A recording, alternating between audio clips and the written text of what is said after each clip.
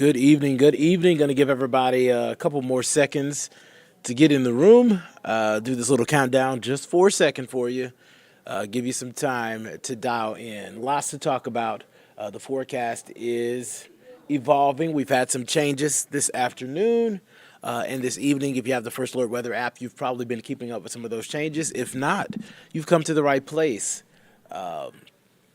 So welcome, welcome, welcome. I'm going to give this about 20 more seconds because I see people still joining. Good evening to those that are still in the YouTube stream. Good evening to everybody that's joining us from home, whether you are streaming us on Roku, Amazon Fire Stick, Apple TV, or maybe you just have a smart TV and you just have it on there. Thank you for joining us. Okay, the room is full, so we can dive into this forecast. And let's talk about this First Alert Weather Day. Brand new First Alert Weather Day just coming down the pipeline. Good evening, Merrick. Good evening, Andrea. Thank you for joining us. If you've been keeping up with this system, we've been talking about this for several days. First Alert Weather Day for tomorrow night. I want to make sure that we emphasize that this is tomorrow night.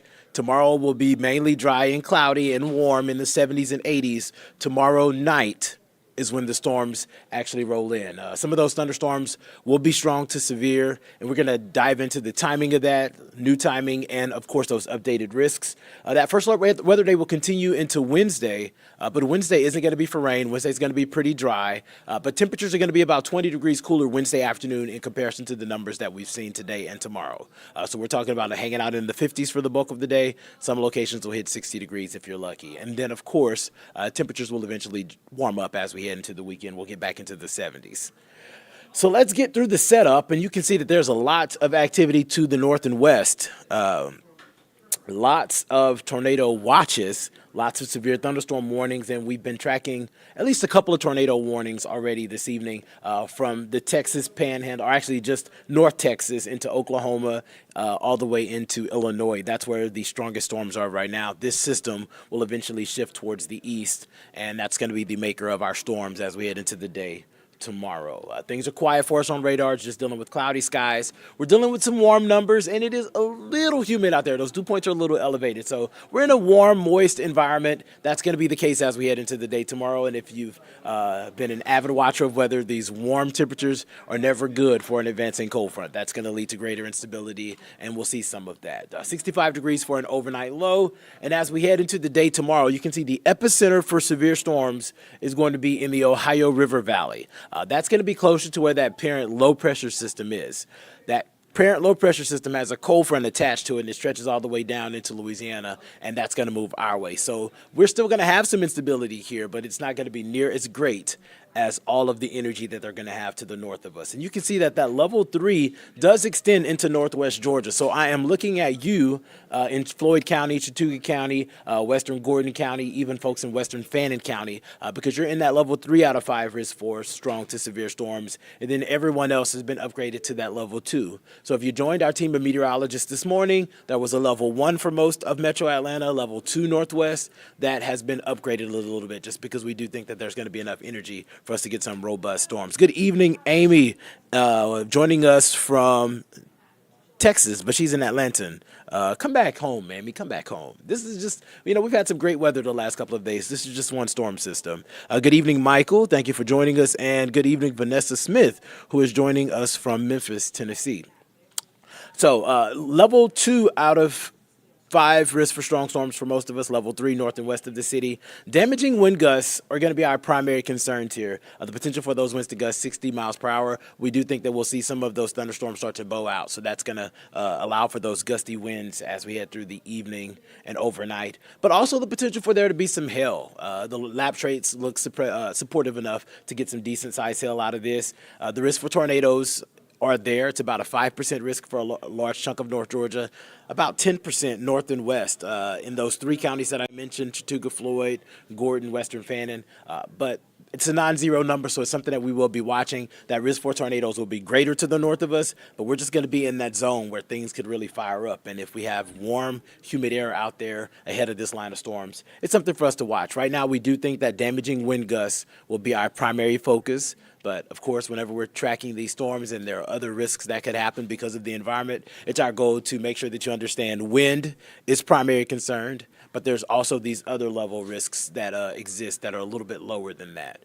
And we'll be tracking that for you. Actually going to be working around the clock. So here's how this setup is going to unfold. And take note that the reason why I have continued to emphasize, and we've been emphasizing this for about 4 days now, 4 or 5 days, that we thought that this system would be a nighttime event. Whenever we first alerted this days ago, it was because of nighttime rain and storms. That means that the bulk of your Tuesday itself will be dry and actually quite pleasant. Mid 60s for the morning drive, cloudy, gloomy, kind of like it was today, but manageable enough. I think folks are going to be getting out, going for runs, getting some errands done, going to work, picking up the kids. None of that will be impacted tomorrow. That first alert weather day does not kick in until tomorrow night. So moving into the lunchtime hour, the numbers will warm into the low to mid 70s. Don't be surprised if you see some breaks through the clouds, but we do expect mostly cloudy skies to dominate the day.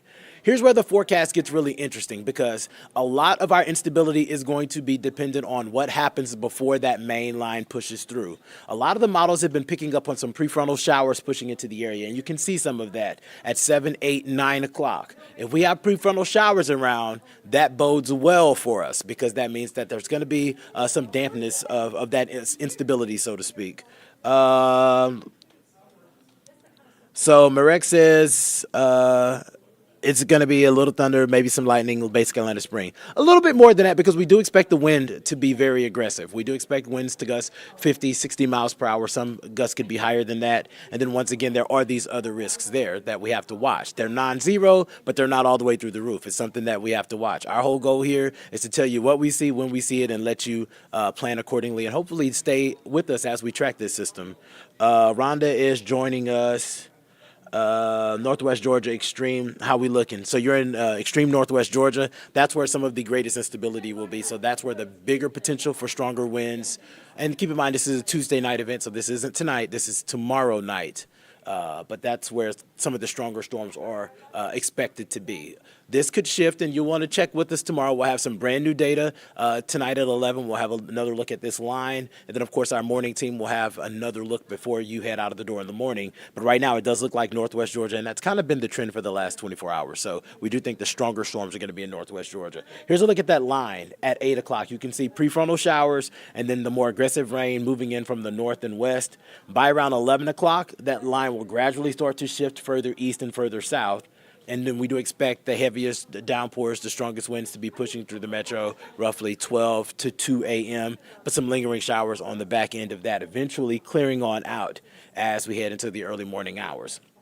We mentioned that there is a first alert weather day for Wednesday, but that first alert weather day for Wednesday isn't for rain. It isn't for storms. It is strictly because the temperatures drop on the back end and we spend the bulk of the day in the 50s, low 60s if you're lucky. And then also those winds are going to be gusting 30 to 35 miles per hour. And living in North Georgia for about 15 months, I think I'm at 14 or 15 months, something that I've noticed is that whenever storms come through, rain comes through, the ground gets soggy and you get some good 30, 35 miles per hour gusts, you can still get a tree or two down. So we're going to keep that first alert weather day for those gusty winds and those cooler temperatures as we push into your Wednesday. As far as rain totals are concerned, we're talking widespread ½ inch to an inch. But there will be some pockets where there's training of thunderstorms, where there are heavier downpours, or we could get upwards of an inch. So that means that there is a very, very low end risk for some isolated flooding, but it's something that's not zero. We don't expect that to be the bigger story from this. We fully expect the bigger story from this to be the wind. And I know that it may sound like I'm being repetitive, but I'm just breaking down every scenario every element that we're dealing with, but also prioritizing the bigger one, and that is going to be the potential for damaging wind gusts embedded in these thunderstorms.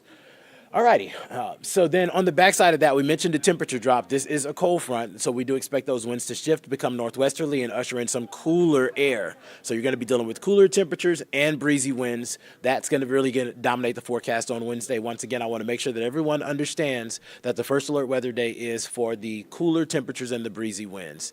And some of you, there's a lot of you on the streams. We do this thing called First Alert all the time. First Alert weather day, same thing. It's our way of telling you this is a day you need to watch. And if you listen to our team of 7 meteorologists, we always tell you what you need to watch it for.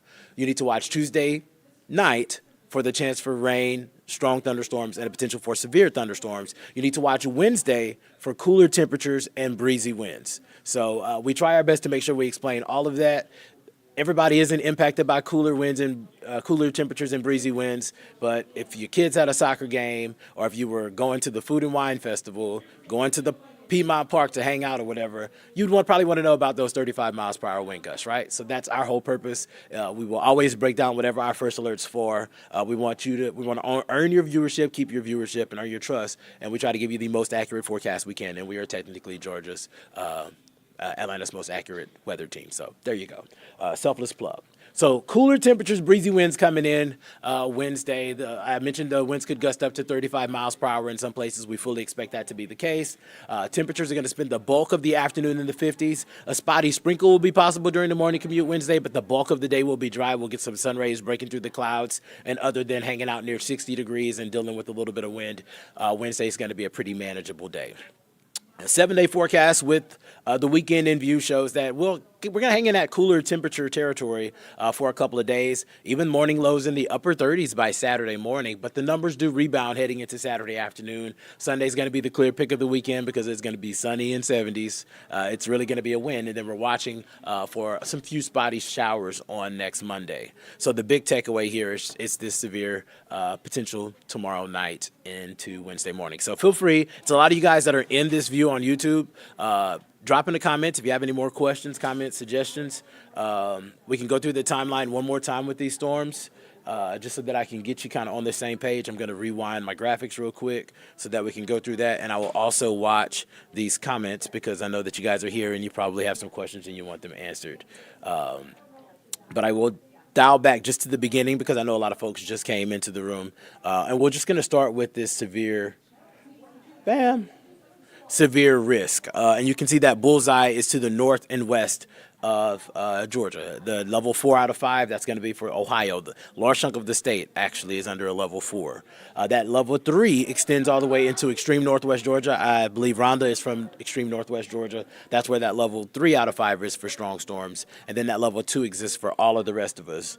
Because of the way this system is set up, we do believe that our primary threat will be wind. We're going to have a little bit of shear around, which essentially shear is winds shifting with height, so it allows for rotation, so to speak. Just to kind of simplify it, there's a little bit more involved in that, but basically it's how we determine if there's going to be some spin in the atmosphere. It's one of the metrics we look at. There's going to be a little bit of that around. There's going to be a little bit of cape, so we do expect there to be some thunder, some lightning, and because these are two front, essentially warm air and a cold front, we do expect there to be some gusty winds along this front. So damaging wind gusts will be the primary threat. But with all of the other atmospheric parameters that are in place, every other parameter as far as hail cannot be ruled out. There's going to be decent lapse rates. So that means that we could get some decent hail. There's going to be a decent amount of shear. So that means that we could get some rotating thunderstorms. And we could have some isolated tornadoes. That's something that we're watching. That's going to be part of the forecast. And because these are thunderstorms and they can produce heavy downpours, there could be some ponding on the roads and there could be some isolated flooding. Dalton, Georgia, Andrew just asked me about Dalton, Georgia. So you're right on that level 3 to level 2 line. So there's going to be some thunderstorms that we're going to be watching moving in from the northwest that are going to have the potential to be on the stronger side. So you're going to be in the path of that Tuesday night into Wednesday morning. So with these things, the only thing that you can really do with these threats here is make sure that you park your vehicle in a safe place, bring your trash cans and all that stuff, lawn furniture inside. You don't want that all in the yard flying around. And then, of course, have a way to get watches and warnings. Of course, I'm going to tell you the best way to do that is here because we have 7 meteorologists we're updating our weather app continuously, giving you temperature forecasts, giving you rain chances, thunderstorm opportunities, and we tell you how far lightning is, not to mention when those crucial warnings are issued, we send that directly to your phone. You will get that alert immediately. The moment the National Weather Service sends out that, you get it instantaneously. It's a good way to get all of that information. Follow us along. We get a warning, we will be telling you what you need to do and where that system is and how long you need to hunker down. So that's going to be the goal with that. Let's get you through this hour by hour one more time because I know a lot of folks just joined our stream and we don't want to leave you out. Once again, I'm communicating a lot with the folks that are in the chat on YouTube, but I understand that there are a lot of you at home that are watching us on Roku, Fire Stick, Amazon, Apple TV. Good evening to you as well. If you do have your phone in your hand and you want to go to YouTube real quick and you have a question for me, you can drop into this chat on YouTube and answer that question. I will get to your question as long as the stream is there. Hour by hour, one more time for the newcomers to the stream. This First Alert Weather Day is for Tuesday night. If you've watched any of our newscasts for the last 5 days, we've been first alerting this for about 5 days, and we've been speaking about Tuesday night. So Tuesday day is going to be fine. It's going to be cloudy, it's going to be gloomy, and we all know how it looked today. It's going to be very similar to that, but you'll be able to get on with your life, get out and about, run your errands, take your kids here or there, go to work, go for a nice run like I did. Mid-60s for the 7, 8 o'clock hour. We'll get into the 70s as we head into the afternoon, and the closer we get to about 8 o'clock or so, that's what we're going to be watching as that cold front slides down. And this is something that you're going to want to be watching Andrew and Rhonda in extreme northwest Georgia. Watching the 8 o'clock hour, 7:30, 8, 9. If there's some prefrontal showers there in your area, and what I mean by prefrontal showers, I mean showers that are out ahead of the main line, that could help things for your community because anytime that we get prefrontal showers out ahead of a line of storms, they kind of take a little bit of the energy out of the atmosphere. So there's still some energy there, especially if the storm is coming in with its own. But if it's coming in and it's just going to run into your air mass, it's probably just going to cause things to fizzle. And you've seen that happen on radar where things look really aggressive coming in from the west. And we had a sprinkle here, there, and then it comes in and it just kind of fizzles. That's something we're going to be watching for. And that's what we call nowcasting because the models will do a great job at telling us to set up, giving us an idea of what the atmosphere looks like. But sometimes those prefrontal showers that just kind of fire up on their own accord, they can kind of come in and play as spoilers. So we will be tracking that real time throughout the evening. And if there are prefrontal showers and storms, that's good because prefrontal means less energy. Doesn't mean that things are going to be a breeze, but it just means that the intense instability that would have been there had those showers not fired up, they're not there. So anyways, prefrontal showers are good. If we get some of that at around 8 o'clock, thumbs up. Otherwise, that main line that you see pushing into the area at around 11 o'clock, that's going to be the most energetic part of the storm. We're really lucky this is moving in through the overnight because this would be a completely different elevated situation if this were happening in the afternoon because there would be a little bit more energy just because of the heating of the day. Don't mean to nerd out, but just saying. Scattered rain, thunderstorms, some of them on the stronger side, moving in after midnight through about 2, 3 o'clock, eventually pushing on out. We'll eventually see some clearing on the back end of that. There may be a spotty sprinkle in the morning Wednesday, but we expect the bulk of that rain to be gone before you get out on the roads. There is a first alert weather day on Wednesday, but it's going to be because of cooler temperatures and breezy winds. Andrew said it's pretty cloudy there. Yep, there you go. Thank you very much, Salvatore. And I see that we're done with questions. I will get you through this forecast real quick. 1/2 inch to 1 inch of rain widespread. Could be some areas that pick up a little bit more than that where there are some stronger thunderstorms or if we see training of cells. Other words, multiple little cells pulsing over the same area. We expect the flooding potential to be on the very low end, but not zero.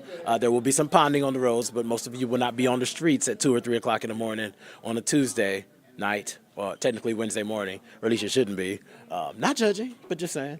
And then as we head into your Wednesday, we're going to be dealing with these breezy winds and this cooler air filtering in on the back side of the front. And it's an April cold front, so it's not going to be cold. It's going to be cooler. We're going to go from the 70s and 80s to the 50s and 60s. Noticeable, and we want to make sure that you know that. Combine that with the fact that it's going to be a bit breezy. We figured first alert, so that's what they're for, to give you that heads up. And that's what we're going to be tracking for your Wednesday. So hour by hour play of your Wednesday. I think you're fine without the umbrella. This is probably a sweater weather-ish type day, to be quite frank, because of the breeze and the 50s and low 60s. Other than that, the forecast will eventually improve as we head towards the weekend. Some chilly mornings, nonetheless. 40 degrees for the start of the day Friday, 39 for the start of the day on Saturday, something you'll probably note. But the sunshine really comes in nice by Sunday, it's really going to be the sweet spot of the forecast and of the weekend. We're talking sunny and 70s, and get out into the streets and have you a great Sunday fun day.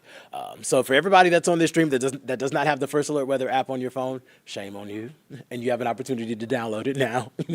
I kid, but we're going to be updating that app. Meteorologist Fred Campagne's in the back working on sending out some updates, because while I'm out here talking to you about some updates that came in a couple of hours ago, Fred is already going through the latest information. We're going to have an update for you tonight on Peachtree TV at 10, and Fred's going to have a last look at some of that data at 11 o'clock on Atlanta News First. And of course, our morning team is going to be on TV forever in the morning, so whether you get up at 4:30 or 9, pop on before you head out of the door, and Rodney, Courtney, and Ella will have that most fresh update before you walk out the door, just so you know what to expect Sunday night. I've been talking a long time. I always say I'm going to keep you for a good time, not a long time, and I kind of fibbed a little bit tonight. I apologize. But thank you all for who have jumped into the stream tonight. It's a lot of y'all. Y'all are very energetic, and y'all are conversational, and I enjoy it. And y'all can catch me in an hour and 30-something minutes. Y'all have a good night. Stay safe. And we'll be tracking this for you. Me and Fred are actually going to be here through the overnight. Tomorrow night, Courtney and Rodney are coming in very early in the morning, so there's going to be 4 of us here at around 1 o'clock, which is kind of nice. You know, I love my morning teammates, but because of our schedules, we rarely see each other. But we're going to be here doing what we love to make sure that you and who you love stay safe. Y'all have a good night.